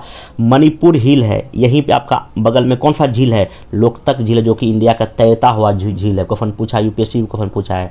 एक मिजो हिल या लोसाई हिल है, इसी को ब्लू माउंटेन भी कहते हैं, ठीक ना। फिर देखिए एक त्रिपुरा हिल है, उसके बाद फिर मिकीर, रेंगमा और बरेल है। देखिए मिकीर और रेंगमा ये सब असम में है, और देखिए बरेल जो है ये असम में भी है, मणिपुर में भी इसका विस्तार है, और नागालैंड में इसका क्या है। ये सब जितना भी मैं आपको बताया रेंज, ये सब जो है ना पहाड़ी नॉर्थ से साउथ के क्रम में है। ये बात आप ध्यान में रखिएगा। यहाँ देखिए लिखा हुआ भी है कि मिसमी, यानी कि मिसमी हिल नॉर्थ ईस्ट हिमालय की सबसे ऊँची पर्वत श्रृंखला, ठीक ना है। माउंट फराबती नागा रेंज की सबसे ऊंची चोटी है। मणिपुर रेंज पर अवस्थित लोकतक झील नॉर्थ ईस्ट भारत की सबसे बड़ी झील है। और यहाँ देखिए लिखा हुआ है मिजो या लोसाई हिल हिमालय का सुदूर दक्षिण पर्वतीय क्षेत्र है, जिसकी सबसे ऊंची चोटी माउंट क्या है, ब्लू माउंट है। कौन पूछा है, ब्लू माउंट, नाम है ब्लू माउंट। आप ये बात को थोड़ा सा ध्यान में रखेंगे। अब देखिए हम लोग हिमालय का जो विभाजन जो है ये हम नदी बेसिन के आधार पर भी करते हैं, ठीक ना। इसमें देखिए सबसे पहला क्या आपका कि सिंधु नदी से लेकर सतलज नदी को, ठीक ना, इसको हम लोग बोलते हैं क्या, इसको हम लोग बोलते हैं पंजाब या कश्मीर का हिमालय, इस दोनों के बीच को, ठीक ना। फिर सतलज और काली नदी के बीच को हम लोग बोलते हैं हिमायू का हिमालय, ठीक ना। फिर काली से लेकर तिस्ता तक नदी के बीच को हम लोग बोलते हैं नेपाल का हिमालय, और तिस्ता से लेकर दिहांग नदी के बीच को हम बोलते हैं क्या, असम का हिमालय। आप ये थोड़ा सा ध्यान में क्या करेंगे, रखेंगे। क्वेश्चन कभी पूछ जाता है कि किसके किसके बीच को क्या बोलते हैं, और ध्यान रखिएगा अगर जब लंबाई की बात किया जाए इसके बीच की लंबाई का, तो सबसे अधिक नेपाल का है, फिर असम का है, फिर पंजाब का, और सबसे कम किसका है, हिमायू का है। आप ये बात ध्यान में रखेंगे। अब देखिए शिवालिक के जैसे आप साउथ में आइएगा तो आपको मिलेगा उत्तरी मैदान, ठीक ना। तो उत्तरी मैदान जो है, उत्तरी मैदान में 3 मेन नदियाँ बहती है, एक गंगा है, सिंधु और ब्रह्मपुत्रा, और इसकी सहायक नदियाँ। तो ये जो गंगा फिर उत्तरी मैदान का जो निर्माण हुआ ये आपको जरूर मृदा स्वास्थ्य ध्यान रखिएगा। और इसकी लंबाई 3200 किलोमीटर से लेकर 3200 किलोमीटर लंबा है, और 150 से लेकर 300 किलोमीटर की इसकी चौड़ाई है। यहाँ आबादी ज़्यादा है, सघन है, क्योंकि यहाँ अच्छी जलवायु है, पानी पीने का पानी है, समतल जमीन, ये सब चीज़ ध्यान रखिएगा, ठीक ना। उसके बाद देखिए इसमें जो मेनली आपको जो पढ़ना ये है कि देखिए इसमें जो है ना मेनली जो एग्जाम के पॉइंट ऑफ व्यू में बताता हूँ, देखिए कि शिवालिक के जस्ट नीचे एक भाबर का मैदान है। शिवालिक के जैसे जस्ट नीचे जो है ना 8 से लेकर 10 किलोमीटर चौड़ी विस्तृत पट्टी को भाबर का मैदान बोलते हैं। यहाँ ढाल मंद हो जाने के कारण शिवालिक से जो नदियाँ निकलती है वो कंकर पत्थर जलोढ़ पंख यहाँ पे क्या कर शंकु का जमा कर देती है, और जो है ना नदियाँ जो है ना इसी कंकर पत्थर में लुप्त हो जाती है। कहाँ, भाबर के मैदान में। ध्यान रख, पूछता है कभी कभी नदियाँ कहाँ लुप्त हो जाती है, भाबर के मैदान में। और फिर भाबर के जस्ट नीचे साउथ में तराई का मैदान है। यह भाबर के दक्षिण में 10 से 20 किलोमीटर की चौड़ाई में है। भाबर प्रदेश जो नदियाँ लुप्त होती है इसी में आकर निकल जाती है, और एक जो अनूप बन जाता है, इसको तराई बोलते हैं, ध्यान रखिएगा। और यहाँ दलदली क्षेत्र है, तराई के क्षेत्र दलदली क्षेत्र है। उसके बाद देखिए तराई के नीचे आपको मिलेगा बांगर का मैदान। ये पुराना जलोढ़ है, तो यहाँ हर एक साल बाढ़ नहीं आती। कहाँ कहाँ, पंजाब, हरियाणा, राजस्थान के मैदान में ना यहाँ जहाँ नदियाँ हर एक साल बाढ़ नहीं लाती, वहाँ बांगर का मैदान बनता है। और इस क्षेत्र में पश्चिमी उत्तर प्रदेश के मैदान के निर्माण में बालू का निक्षेप हुआ है, और एक कटकनुमा आकृति का निर्माण हुआ, इसको कहते हैं भूर बोलते हैं, एग्जाम में पूछ चुका भूर, ठीक ना। और अगला है खादर का मैदान, जहाँ की ये नया जोड़ मृदा है, जहाँ हर एक फल नदी का लाती है, बाढ़ लाती है। और ध्यान रखिएगा, मध्य गंगा के मैदान में नदियों के निकट समांतर रूप से स्थित निम्न भूमि को टाल भूमि या चौड़ी भूमि कहते हैं। ये भी आपको क्या कर दिया था, बता दिया था। आगे एक दो तीन फैक्ट है, इसको देख लीजिए। फैक्ट में कि डेल्टाई प्रदेश में अनेक झीलें पाई जाती है, जिसमें बील एक नाम है, बील, ठीक ना, ये ब्रह्मपुत्र नदी में, ठीक ना। तो ये आपका जो है मेनली मैदानी भाग का क्या था, फैक्ट था। थोड़ा सा आप मैप में देख लीजिए। अभी जो हम लोग पढ़े हैं, देखिए हम लोग यहाँ पामीर के पठार शुरू किए थे, काराकोरम पढ़ लिए, पूरा हिमालय के हम लोग पढ़ लिए पूरा ये। अब उत्तरी मैदान में हम लोग क्या कर लिए, पढ़ लिए। अब हम लोग जो पढ़ेंगे प्रायद्वीपीय पठार, पेनिनसुलर प्लेट्यू पढ़ेंगे, जो ऐसे पूरा, ये देखिए जहाँ पेन देखिए, ये पूरा इलाका, ये जो एक ट्रायंगल के आकार का, त्रिभुज के आकार का क्या है, ये पेनिनसुलर प्लेट है। इसके बारे में हम डिटेल से क्या करेंगे, पढ़ेंगे। पढ़ने से पहले मैं कुछ आपको नाम बता देता हूँ। देखिए यहाँ पे सबसे पश्चिम में अरावली की श्रेणी है, फिर यहीं पे मालवा का पठार है, बुंदेलखंड है, फिर देखिए इधर विंध्य श्रेणी है, कैमूर की श्रेणी यही यहाँ तक बिहार तक पहुँच गया है। फिर देखिए यहाँ मैकाल की श्रेणी है, बघेलखंड है, यही छोटानागपुर क्या है, पठार है। ये सब आप थोड़ा ध्यान रखिएगा। फिर जब आगे देखिए यहीं पे कुछ महादेव की पहाड़ी है, और सबसे देखिए साउथ में आपको क्या नीलगिरी की पहाड़ी दिख रहा होगा। फिर देखिए अनामलाई दिख रहा होगा, अनाईमुड़ी दिख रहा होगा। और सबसे साउथ में देखिए बीपीएससी क्वेश्चन ये पूछा था 65 में एक बार कि सबसे दक्षिण में कौन सी पहाड़ी है, कार्डामम की पहाड़ी। देख रहे हैं क्वेश्चन कहाँ से पूछा जाता है। मैं आपको सारी चीज़ अभी डिटेल में डिस्कस करूँगा, ठीक ना। चलिए देखिए पेनिनसुलर प्लेट्यू या प्रायद्वीपीय पठार, देखिए हम मेनली कितने भाग में बांट कर पढ़ेंगे, 1 2 3 4 और 5। देखिए मैं यहाँ पे डायग्राम में आपको फ्लोचार्ट में दिखा रहा हूँ। देखिए पहला है केंद्रीय उच्च भूमि, पूर्वी पठार, उत्तर पूर्वी पठार या मेघालय पठार, दक्कन का पठार, दक्षिणी पर्वतीय क्षेत्र, पश्चिमी घाट और पूर्वी घाट। देखिए इस सारे को हम जो है ना, इस पहले वाले को जो है हम लोग बोले हैं क्या, केंद्रीय उच्च भूमि बोले हैं, इसको पूर्वी पठार बोले हैं, इसको उत्तर पूर्वी पठार या मेघालय पठार बोले हैं, इसको हम दक्कन का पठार, ये पूरे इलाके दक्कन का पठार ही दिख रहा होगा आपको, ठीक ना। और जो है ना ये जो इलाका इधर पाँचवा है, ये है दक्षिणी पर्वतीय क्षेत्र, जहाँ नीलगिरी की पहाड़ी है। और आपका इधर वाला क्या है, पश्चिमी घाट, और ये कौन सा है, पूर्वी घाट। ये पूरा जो है ना पेनिनसुलर प्लेटू का क्या है, आपका हिस्सा। इतना मैं टुकड़े में बांट के पढ़ाई किया हूँ, देख लीजिए। आइए अब देखिए केंद्रीय उच्च भूमि का भी कितना भाग है। ये क्रम लगाने आएगा पश्चिम से पूरा, एकदम अच्छे से याद कर लीजिए। पहले अरावली पर्वत आएगा, फिर मेवाड़ का पठार आएगा, फिर मालवा का पठार आएगा, फिर बुंदेलखंड का पठार आएगा, फिर विंध्यन का, फिर बघेलखंड का। देख रहे हैं कैसे क्रम है। ये पश्चिम टू पूर्व है, वेस्ट टू ईस्ट है, ध्यान रखिएगा। चलिए सबसे पहला हम लोग पढ़ते हैं अरावली। देखिए हम सब कुछ आपको फिगर मैप से ही बता देंगे। चलिए आइए, ये है अरावली पर्वत। अरावली कहाँ तक है, गुजरात के अहमदाबाद से लेकर दिल्ली तक। रायसीना हिल का नाम आप लोग सुने होंगे, जहाँ राष्ट्रपति भवन है, वो अरावली का ही एक भाग है।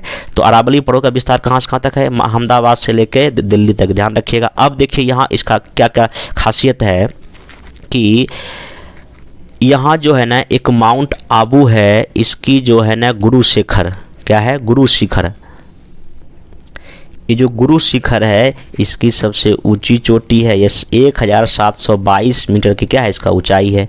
और यहीं देखिए इधर से जो है, यहीं से जो है इसी अरावली पहाड़ी से इधर की ओर जाती है लूनी नदी, जो कच्छ के रण में क्या हो जाती है, समा जाती है। और यहीं से देखिए बनाफ नदी निकलती है, और ये बनाफ नदी फिर जाके फिर चंबल में जाके क्या हो जाती है, मिल जाती है। तो फिर देखिए जस्ट इसके नीचे मेवाड़ का पठार हो गया, मालवा वाला हो गया, बुंदेलखंड हो गया, और इसके जस्ट यहाँ क्या है, आपका विंध्यन का क्या है, पर्वत है। आप सफ़ेद ध्यान में रखेंगे।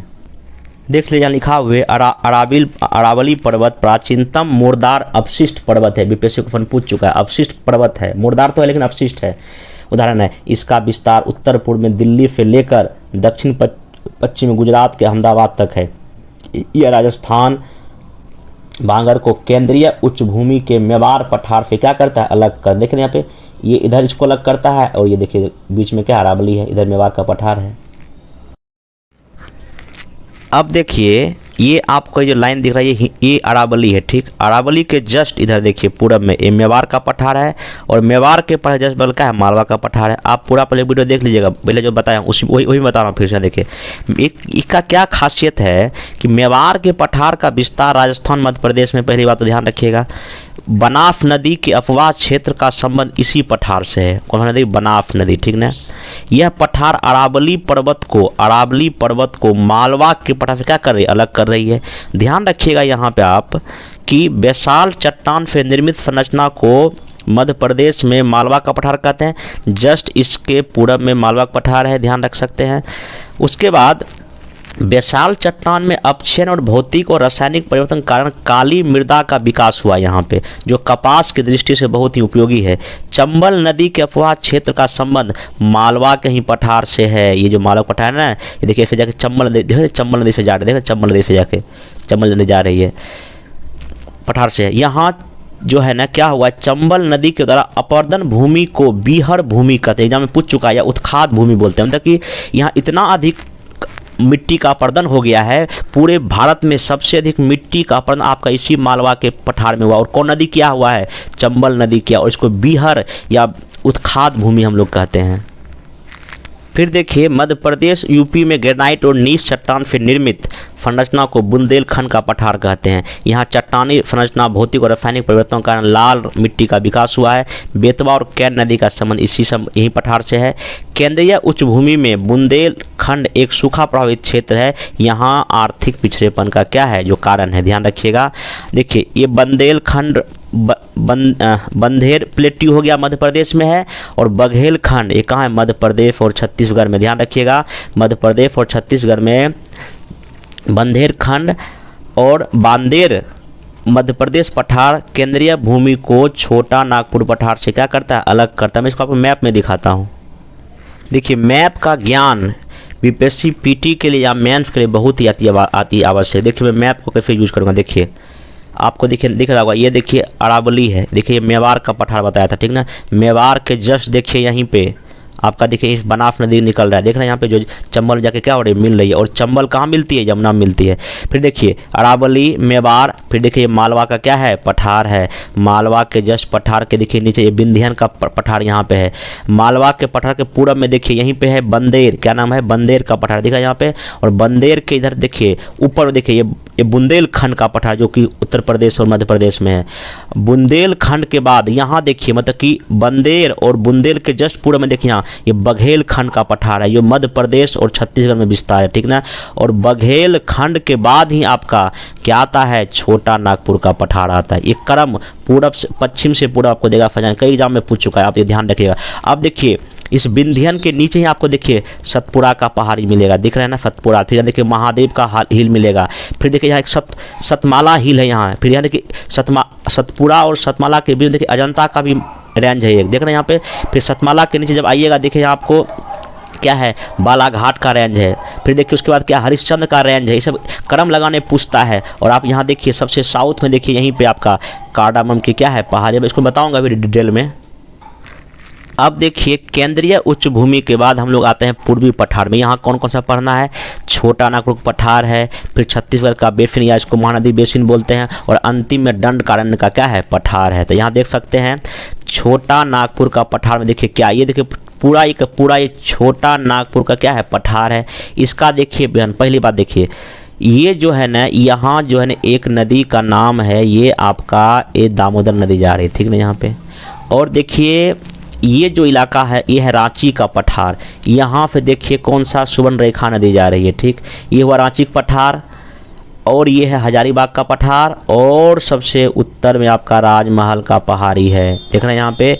और वही है, तो ये पूरा छोटा नागपुर पठार में क्या राजमहल की पहाड़ी है, हजारीबाग का पठार है, और आपका रांची का क्या है, पठार है। ये आप ध्यान रखिएगा। फिर देखिए ये पूरा छत्तीसगढ़ का बेसिन है, और इसी छत्तीसगढ़ के बेसिन में कौन सी नदी बहती है, ये महानदी बहती है। देख रहे हैं पूरा बेसिन है, एक कटोरी की तरह, इधर भी उठा हुआ इधर भी उठा हुआ है, देखिए यहाँ पे आप ये देख सकते हैं, ठीक ना। उसके बाद जो है ना इसी देखिए ये जो छत्तीसगढ़ बेसिन का आप यहाँ इधर देखिए ये जर्जर का हिल है, जर्जर का हिल। और ये अंतिम आपका है दंडकारण्य का पठार, देखिए इधर छत्तीसगढ़ है, इधर उड़ीसा है, इधर बस्तर है, इधर आंध्र प्रदेश है। ये आपका दंडकारण्य का क्या है, पठार है। देखिए कैसे कैसे हम इधर पश्चिम से पूरब की ओर शिफ्ट कर रहे हैं। देखिए लिखा हुआ यहाँ पे छोटा नागपुर पठार का विस्तार झारखंड, पश्चिम बंगाल, बिहार, उड़ीसा, छत्तीसगढ़ की सीमा तक है। इसे दक्षिण में रांची का पठार, उत्तर में हजारीबाग का पठार और उत्तर पूर्व में जाजमहल पर्वत कहते हैं। रांची पठार से निकलने वाली स्वर्णरेखा नदी पश्चिम बंगाल और उड़ीसा की सीमा होते हुए बंगाल की खाड़ी में क्या होती है, गिरती है। यह छोटा नागपुर पठार की दूसरी सबसे बड़ी नदी है। दामोदर नदी छोटा नागपुर पठार की सबसे बड़ी नदी है जो रांची और हजारीबाग पठार को अलग करती है। ये नदी पश्चिम बंगाल में हुगली से जाकर मिल जाती है। कोयला के भंडार की दृष्टि से यह भारत का सर्वाधिक महत्वपूर्ण नदी है। इसे भारत का रूढ़ प्रदेश भी कहा जाता है। आप ये ध्यान में रखेंगे। अब देखिए फिर से डिटेल में यहाँ महानदी बेसिन है। उड़ीसा, छत्तीसगढ़, झारखंड और मध्य प्रदेश में ये महानदी बेसिन है। ठीक ना, बस इतना ध्यान रखिएगा। उसके बाद देखिए उसके पूर्व में और गर्जत की पहाड़ी है। देखिए गर्जत की पहाड़ी के पश्चिम में महानदी बेसिन हो गया, पूर्व में उत्कल का मैदान हो गया, उड़ीसा में है, और ये उधर नॉर्थ में छोटा नागपुर पठार हो गया और इधर पूर्वी घाट है। ठीक ना, यह ध्यान रखिएगा। चलिए उसके बाद देखिए दंडकारण्य का पठार है। ये देखिए दंडकारण्य का पठार आपका मेनली जो है ना आपका छत्तीसगढ़ में है। कहाँ पे, छत्तीसगढ़ में, ध्यान रखिएगा। उसके बाद देखिए सबसे पूर्व में जो है आपका मेघालय का क्या है, पठार है। देखिए मेघालय की पठार भले ही वो नॉर्थ ईस्ट में है लेकिन ये प्रायद्वीपीय पठार का ही आउटर भाग है। एग्जाम में पूछ चुका है मेघालय का पठार किसका हिस्सा है, ये प्रायद्वीपीय पठार का ही क्या है, हिस्सा लिखा हुआ है। यह प्रायद्वीपीय पठार का आउटर लाइन है। यह समतल भूमि है जो भ्रंशन के कारण, फॉल्ट के कारण भारतीय प्रायद्वीप से मालदा गैप द्वारा अलग हो गया है। पठार का धरातल भौगोलिक उत्पत्ति को सूचित करता है। ग्रेनाइट नीच के ऊपर यहाँ टर्फरी टेफेल का भी बिछी हुई है। मतलब यही है कि मेघालय पठार अगर पूछे एग्जाम में किसका भाग है, ये प्रायद्वीपीय पठार का ही भाग है। आप ये बात ध्यान में रखिएगा। और ये जो है ना किस गैप से अलग हुआ है, ये आपका जो है ना मालदा गैप से अलग हुआ है। ठीक ना। और उसके बाद जब मेघालय के पठार के बाद आपको देखिए यही गारो, खासी, जैंतिया, मिकी, रेगमा, ये सब वहाँ क्या मिलेगा, हिल मिलेगा। ये भी पश्चिम से क्या है, पूरब इधर जाइएगा तो मिलेगा ये सब चीज़। एग्जाम के पॉइंट ऑफ व्यू से सतपुड़ा पहाड़ी रेंज बहुत ही इंपॉर्टेंट। पहला क्वेश्चन क्या पूछेगा, सतपुड़ा कौन सा पर्वत है, ब्लॉक पर्वत है। क्यों है, क्योंकि इसके उत्तर से नर्मदा नदी बहती है और दक्षिण से तापी नदी बहती है। सिंबल देखिए, अगर ये मान लीजिए आपका सतपुड़ा है, इधर से जाता है नर्मदा नदी और इधर से क्या बहती है, तापी, और ये ब्लॉक पर्वत का क्या है, एग्जाम्पल है। अब देखिए सतपुड़ा को गुजरात में राजपीपला कहते हैं, मध्य प्रदेश में महादेव रेंज कहते हैं, और यहीं की सबसे ऊंची चोटी धूपगढ़ी है। कौन सा घड़ी है, धूपगढ़ी है, ध्यान रखिएगा। और छत्तीसगढ़ में इसको मैकाल रेंज कहते हैं, और इसी मैकाल रेंज में आपका माउंट अमरकंटक का है। और यहाँ अमरकंटक से 3 नदियाँ निकलती है। एक पश्चिम की ओर नर्मदा नदी, कौन सी नदी, आपका नर्मदा जाती है, ये बात ध्यान रखिएगा। उसके बाद एक उधर उत्तर की तरफ जो बिहार तरफ जाती है स्वर्ण नदी जाती है, और एक इधर बंगाल की खाड़ी महानदी जाती है। मतलब कि देखिए इसको एक बार मैं फिर बोल देता हूँ, थोड़ा वीडियो गड़बड़ हो गया। देखिए जो अमरकंटक की जो पहाड़ी है उत्तर की तरफ इधर ये स्वर्ण नदी जा रही है, इधर नर्मदा जाती है और इधर महानदी बहती है। ये आप याद रखिए, क्वेश्चन कई बार पूछ चुका है। अब नेक्स्ट चलिए हम लोग पढ़ते हैं दक्कन का पठार। देखिए इसमें क्या है, आपको मेन इंपॉर्टेंट एग्जाम के पॉइंट ऑफ व्यू से दक्कन के पठार को हम 3 भाग में बांट सकते हैं। ये है देखिए दक्कन ट्रैप, ये वाला इलाका, ये है क्या, कर्नाटक का पठार, और ये क्या है, आंध्र प्रदेश का पठार। देखिए दक्कन ट्रैप कैसे बना, आपको पहले बताया था, बेसाल्टिक चट्टान से बना, ज्वालामुखी पर क्या हुआ था, और शांत दरार प्रकार का ज्वालामुखी निकला, और इसी से काली मिट्टी का क्या हुआ, निर्माण हुआ है। और यहाँ पर कपास की क्या होती है, खेती होती है। और यहाँ कुछ रेंज है, सतमाला रेंज, फिर बालाघाट रेंज और हरिश्चंद्र रेंज। ये किधर है, ये नॉर्थ टू साउथ की दिशा में है। और हरिश्चंद्र की रेंज की सबसे ऊंची चोटी का नाम है कलसूबाई। क्या नाम है, कलसूबाई। आप ये भी ध्यान में याद रखिएगा। देखिए यहाँ लिखा हुआ है, प्रायद्वीपीय भारत में 16 डिग्री नॉर्थ अक्षांश से उत्तर में बेसाल्टिक चट्टान से निर्मित संरचना को दक्कन का पठार ट्रैप कहते हैं, जिसका उत्तर पूर्व में विस्तार नागपुर तक है। शांत दरार प्रकार की ज्वालामुखी प्रक्रिया के द्वारा निर्मित इस संरचना में अपक्षयन, भौतिक रासायनिक परिवर्तन के द्वारा काली मृदा का क्या हुआ है, विकास हुआ है। और यह क्षेत्र जो है कपास की खेती के लिए काफ़ी क्या है, महत्वपूर्ण है। सतमाला, अजंता, बालाघाट, हरिश्चंद्र का विस्तार इस क्षेत्र में है। हरिश्चंद्र रेंज की ऊंची चोटी कलसूबाई यहाँ की सबसे ऊंची चोटी है, और गोदावरी नदी का अपवाद क्षेत्र इसी से संबंधित क्या करता है, रखता है। अब उसके देखिए नेक्स्ट कर्नाटक का पठार, देखिए यहाँ एक ना बाबा बुदान का पर्वत है, ये मलनाड के एरिया में, ठीक ना। और इसकी बाबा बुदान की सबसे ऊंची चोटी नाम क्या है, केंद्रीय मुख। क्या नाम है, केंद्रीय मुख्य ध्यान रखिएगा। फिर देखिए ये ना मल्लाद का इलाका है, देखिए पर, और यहाँ देखिए इसके बाद एक मैदानी भाग है, बेंगलुरु का भी पठार है और यहाँ मैसूर का भी क्या है, पठार है। यहाँ देखिए लिखा हुआ पढ़ के सुना देता हूँ। देखिए कर्नाटक के पठार में पश्चिमी घाट से संलग्न अपेक्षाकृत ऊंचे पर्वतीय पठारी क्षेत्र को मल्लाद कहते हैं। यहाँ बाबा बुदान सबसे ऊंचा पर्वतीय क्षेत्र है जिसकी चोटी केंद्रीय मुख कर्नाटक पठार की सबसे ऊंची चोटी। यहाँ पर्वतीय क्षेत्र में दक्षिण भारत में लौह अयस्क के भंडार की दृष्टि से काफ़ी क्या है, महत्वपूर्ण है, ध्यान रखिएगा। अब आइए सबसे दक्षिण पर्वतीय क्षेत्र हम लोग आ गए हैं। देखिए यहाँ क्या स्थिति है। सबसे पहला देखिए नीलगिरी और अन्नामलाई के बीच में पालघाट दर्रा, ठीक ना।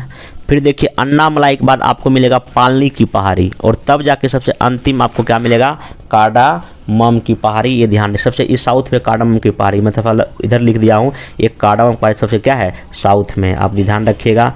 इसके बाद देखिए यहाँ जानने की जो चीज़ है आपको, अब देखिए जानने की चीज़ क्या है, नीलगिरी पहाड़ी की सबसे ऊंची चोटी का नाम आपका है दोदा बेटा। क्या नाम है, दोदा बेटा, नीलगिरी की सबसे ऊंची चोटी है। लेकिन अन्नामलाई पहाड़ी पे जो सबसे ऊंची चोटी उसका नाम है अनाईमुदी। ये साउथ दक्षिण भारत की सबसे ऊंची चोटी है, अनामुदई, ध्यान रखिएगा, अनामुदई, ये आप एग्जाम में पूछा है, ठीक ना। अब देखिए मैं थोड़ा सा आपको क्रम दिखा देता हूँ मैप में। देखिए आपको मैं क्रम एक, क्योंकि एग्जाम में पूछ देता है नॉर्थ टू साउथ या साउथ टू नॉर्थ सजाइए। देखिए यहाँ पे लिखा हुआ, देखिए सबसे पहले नलना माला है एक हिल, फिर पालकोंडा है, फिर शेषाचेलम है, फिर यहाँ जवाती है, फिर सेबरो है, फिर सिरुमाली है, ठीक ना। फिर देखिए इधर देखिए इस साइड देखिए नीलगिरी पहाड़ी है, फिर अन्नामलाई है, और देखिए यहाँ पालनी की पहाड़ी, और सबसे दक्षिण देखिए कार्डामम की क्या है, पहाड़ी है, ठीक ना। और देखिए नीलगिरी पहाड़ी की सबसे ऊंची चोटी का नाम है डोडा बेटा, और अन्नामलाई की सबसे ऊंची चोटी का नाम है अनाईमुदी, जो कि दक्षिण भारत की सबसे ऊंची चोटी है। आप ये एक बार डेटा याद रखेंगे। अब देखिए आपका इसमें पश्चिमी घाट है नेक्स्ट। देखिए पश्चिमी घाट में क्या क्या एग्जाम के पॉइंट ऑफ व्यू से इंपॉर्टेंट। देखिए पहली बात, यहाँ देखिए तापी नदी बेसिन से लेके यहाँ तक लगभग ये गोवा तक जो है ना, इस रेंज को हम लोग बोलते हैं कोंकण तट, ये ध्यान रखिएगा। और यहाँ जहाँ केरला के निकट जो है इसको हम लोग क्या बोलते हैं, मालाबार का तट, क्या करते हैं वैसे। हालांकि इसको पूरा यहाँ तापी नदी से लेके यहाँ कन्याकुमारी तक को हम बोलते हैं सहाद्री, क्या बोलते हैं, सहाद्री।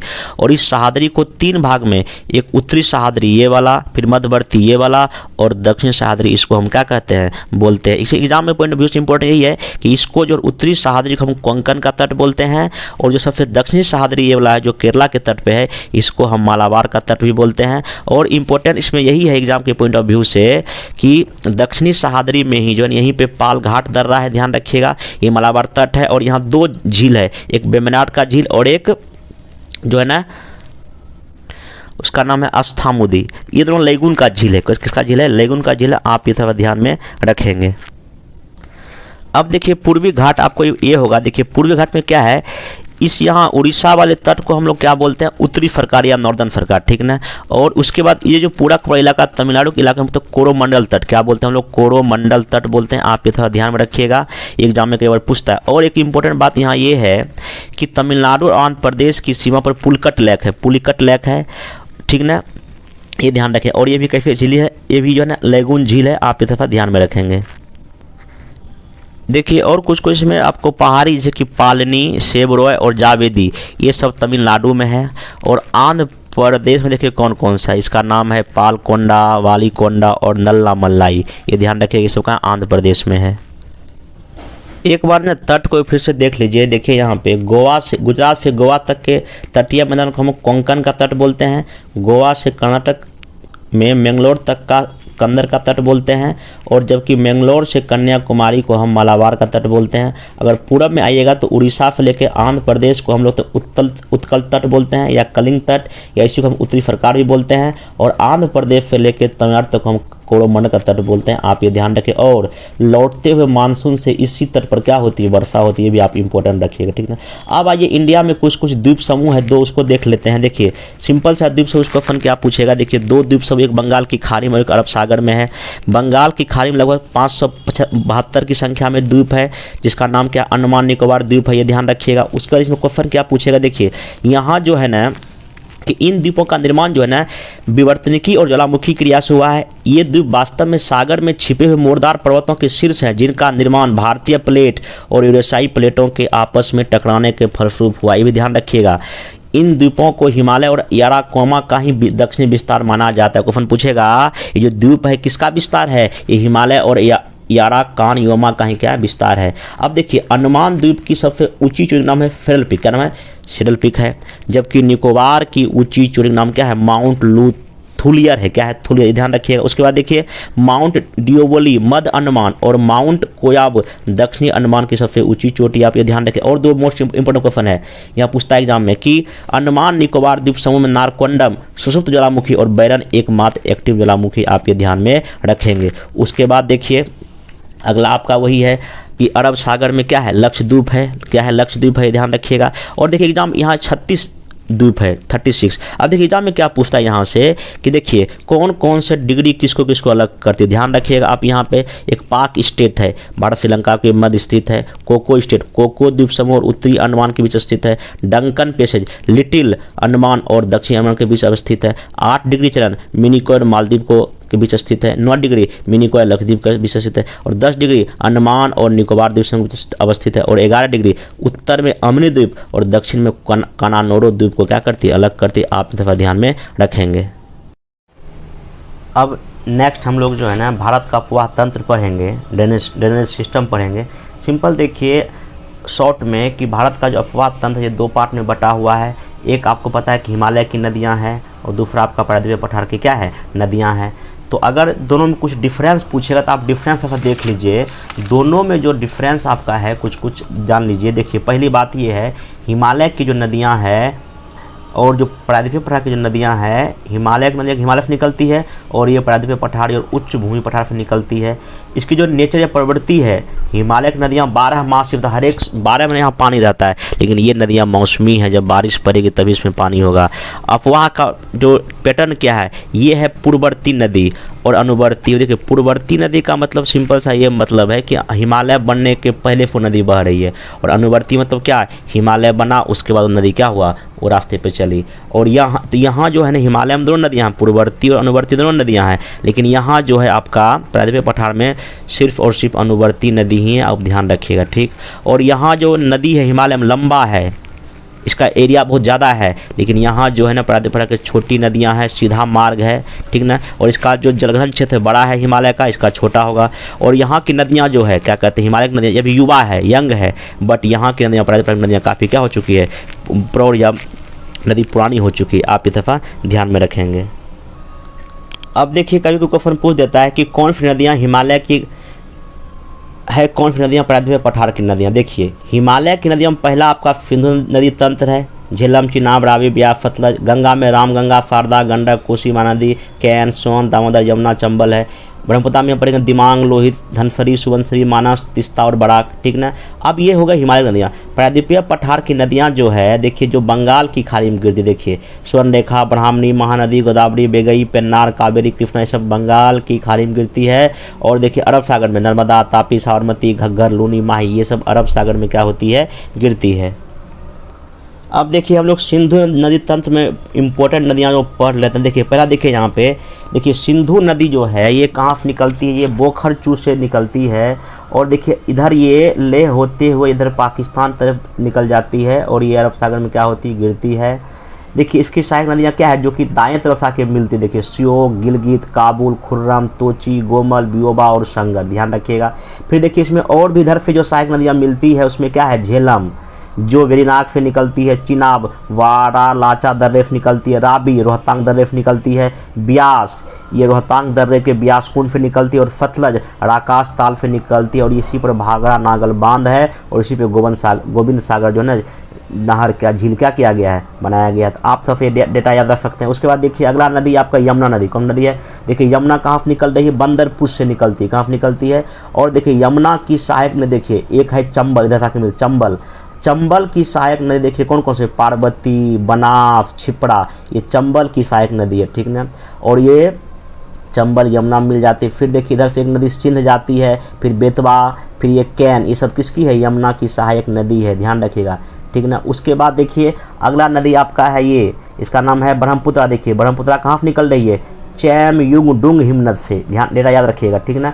देखिए निकलने के बाद देखिए इसके दाएं तरफ से, देखिए दाएं मतलब क्या, उत्तर से जो नदियाँ आके जो मिल रही, देखिए सुबनसिरी, भरेली, तिस्ता, अमो, कामेंग, मानस, इस नदियाँ जो इधर इधर से उत्तर की ओर से इसमें क्या हो रही है, मिल रही है, डेटा याद रखिएगा। उसके बाद देखिए फिर इधर से बाएं तरफ इधर दक्षिण की ओर दिबांग, सिकांग, लोहित, दिहांग, धनसरी, कोपली, ये सब नदियाँ जो है ना मिल रही किसमें, ब्रह्मपुत्रा से। अब फिर देखिए ब्रह्मपुत्रा जब आगे आती है, देखिए इसका नाम देखिए क्या क्या होता है, तिब्बत में सांगपो बोलते हैं, अरुणाचल प्रदेश में दिहांग बोलते हैं, असम में ब्रह्मपुत्रा बोलते हैं, और बांग्लादेश में इसी को जमुना, पद्मा, मेघना भी कहते हैं, ध्यान रखिएगा नदी, ठीक ना।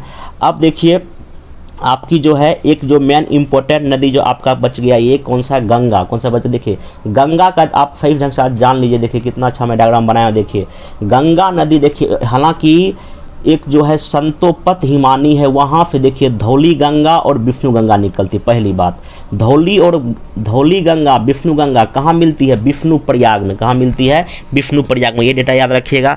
फिर जब विष्णु प्रयाग में जब मिलती तो नाम हो जाता है अलकनंदा। क्या हो जाता है, अलकनंदा।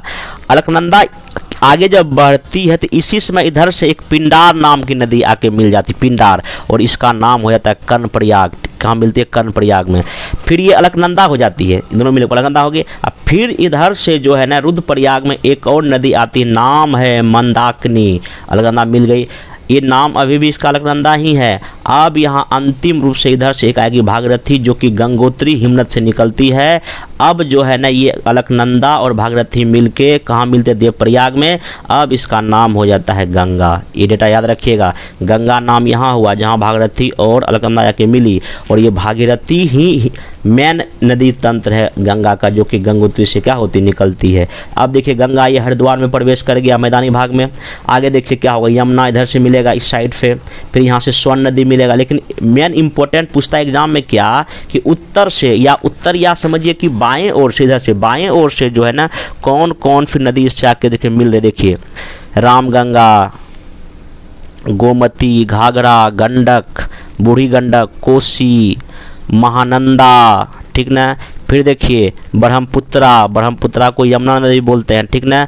फिर उसके बाद जैसे यमुना यहाँ मिलती है उसका नाम है तब पद्मा, बांग्लादेश में उसको पद्मा बोलते हैं। और मेघना अंतिम रूप से जो गंगा में क्या होती है, गिरती, मतलब मेघना अंतिम नाम है गंगा का, और जो कि बंगाल की खाड़ी में क्या होती है, गिरती है। आप इसको वीडियो पॉज करके कृपया करके इसको बाएं दाएं कौन कौन नदी, देखिए पश्चिम से पूर्व नदी कैसे मैं सजाऊँ, इसको आप देख लीजिए, बहुत ही इंपॉर्टेंट है। ऐसा आपको डायग्राम बहुत कम जगह मिलेगा देखने को।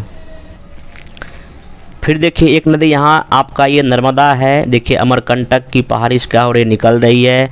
देखिए अब नर्मदा की सहायक नदी देखिए, और पता है आपको जो नर्मदा निकलती है एक भ्रंश घाटी से निकलती है।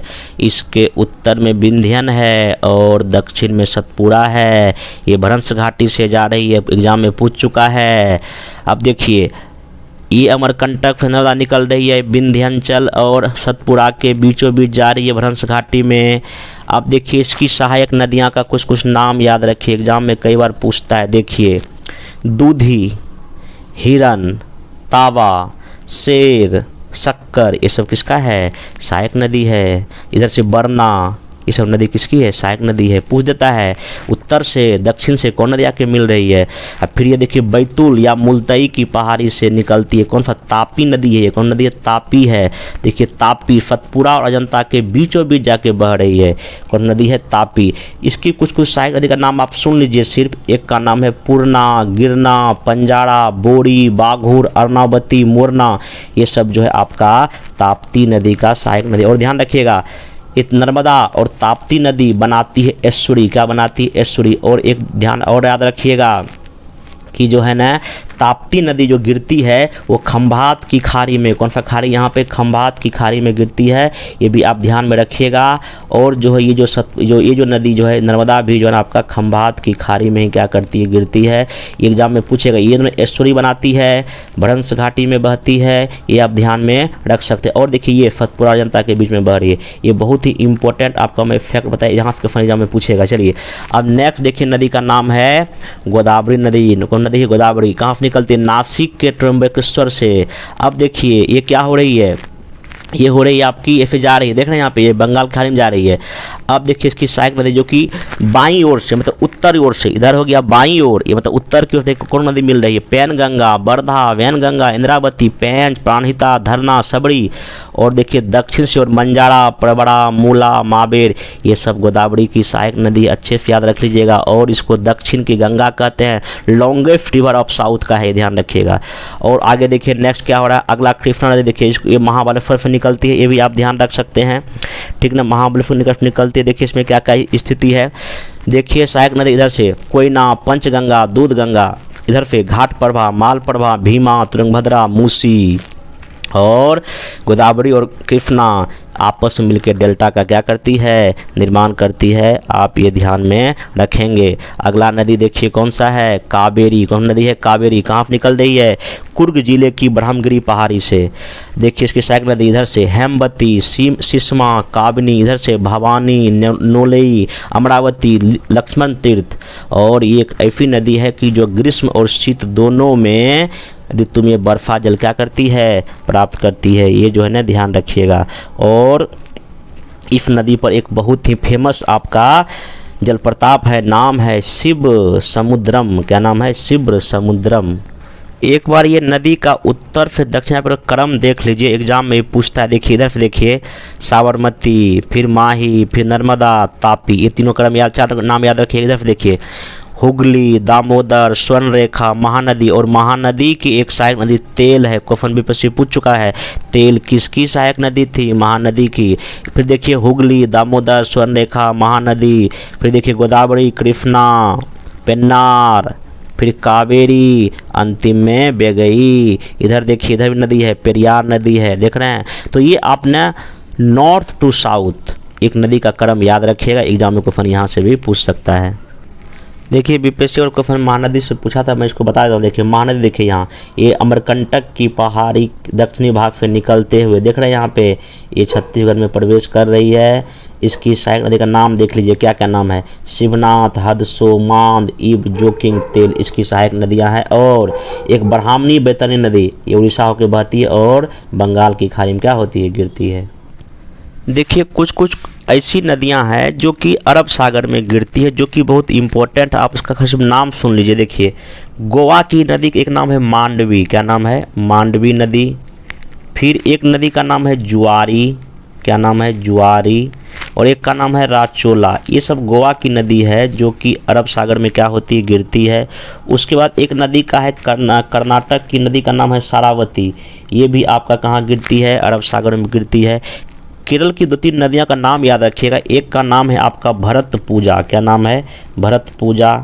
एक और नाम है आपका पेरियार। कौन सा नाम है? पेरियार। और एक नदी का नाम है आपका पंबा। क्या नाम है? पंबा। ये नदी कहाँ गिरती है? अरब सागर में गिरती है।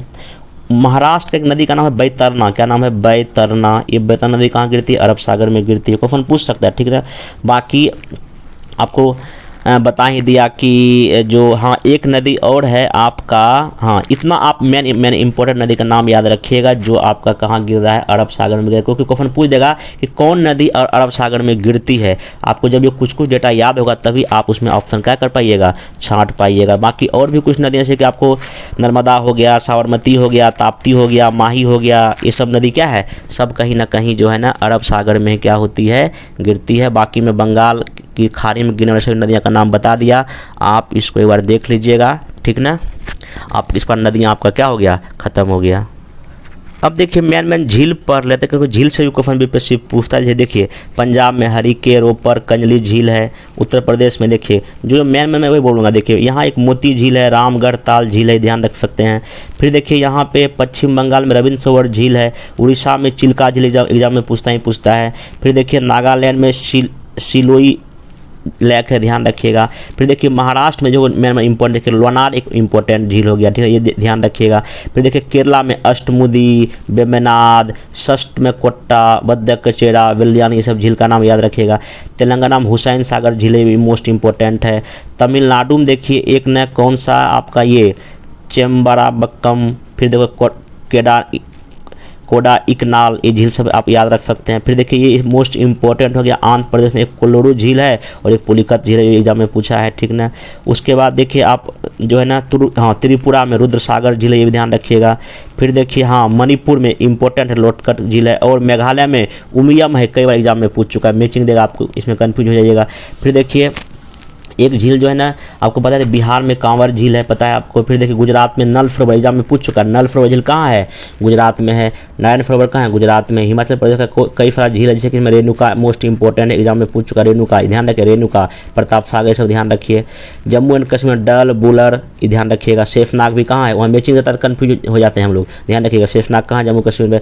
लद्दाख में पेंगागसो और स्टोमोरेरी झील यहीं पे है। उत्तराखंड में भीमताल, नैनीताल, सातताल, ये सब ताल वाला सब वहीं पे है। सिक्किम में देखिए एक याद रखिएगा स्तांगमो, ये इंपॉर्टेंट है। हरियाणा में देखिए कौन कौन सा एक इंपॉर्टेंट आप सूरजकुंड याद रखिएगा। चंडीगढ़ का सुखना झील बहुत ही इंपॉर्टेंट है, पूछता है कि चंडीगढ़ में या सुखना कहाँ झील है, ये आपका चंडीगढ़ में है। राजस्थान में देखिए कौन का सांभर झील याद रखिएगा, रामसमंद झील याद रखिएगा, पंचभद्रा याद रखिएगा, ये सब एग्जाम में क्या करता है, पूछता है। बाकी इंडिया के कुछ जलप्रपात आप याद रख सकते। देखिए जोग जलप्रपात शरावती नदी कर्नाटक में है, शिव समुद्रम कावेरी और कर्नाटक नदी पर है, चुलिया चंबल में राजस्थान में है, धुआंधार नर्मदा जबलपुर मध्य प्रदेश में है, कपिलधारा नर्मदा और अमरकंटक में है, दूध सागर मांडवी नदी पे गोवा में है, आप ये याद रखेंगे।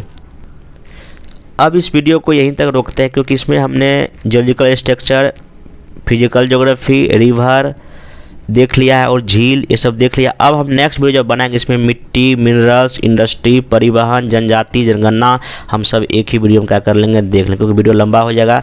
लंबा वीडियो हमने चाहते कि इतना लंबा वीडियो बने, तो हम इसको न कल या नेक्स्ट दिन जो है ये वीडियो आपको पूरा ज्योग्राफी का पार्ट कंप्लीट कर देंगे, भारत का भूगोल का। अब एक दिन बचेगा, फिर वो क्षेत्रीय भूगोल, वो मुश्किल से 1 घंटे में पूरा वीडियो हो जाएगा। तो आप इस वीडियो को देखिए और इसको 1 बार 2 बार देख लीजिएगा, आपका क्वेश्चन मैक्सिमम यहीं से आएगा और नेक्स्ट वीडियो में बना दूंगा। और एक सलाह मेरा यही है कि कई बच्चे पूछते हैं सर अब कैसे पढ़ा जाए, मैं कैसे पढ़ा जाए मैं सब कुछ बता दूँ। वीडियो देखिए, मेरा वीडियो देखिए, बार बार उसी को रिवाइज कीजिए, रिवीजन जितना आप रिवाइज कीजिएगा आपका तैयारी उतना ही क्या होगा, बेहतर होगा। टाइम बांट के पढ़िए, 2 घंटा ये 2 घंटा वो 2 घंटा ऐसे करके पढ़िएगा तो आपका जल्दी जल्दी कवर होगा। और टेंशन नहीं लेना है, एग्जाम अच्छा जाएगा, हम आपके साथ हैं। कोई भी दिक्कत हो, कोई भी समस्या हो, आप डायरेक्टली हमको कॉल कर सकते हैं, आपका हम हर समय मदद करेंगे। तब तक आप मेरा वीडियो देखिए, इस वीडियो से मैं विदा लेता हूँ, धन्यवाद।